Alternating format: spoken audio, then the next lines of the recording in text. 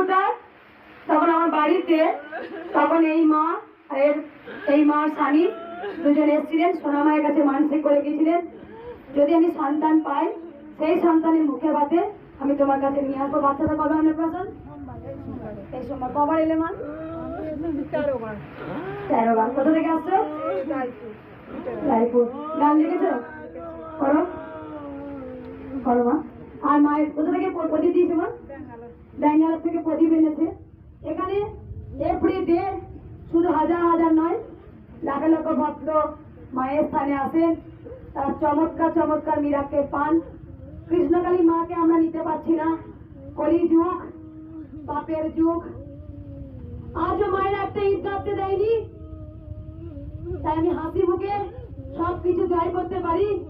কৃষ্ণকালী মা আমাকে লড়তে শিখিয়েছেন, আমি যুদ্ধ করতে পারি, আর আমি জানি কৃষ্ণকালী মায়ের মন্দির হবে।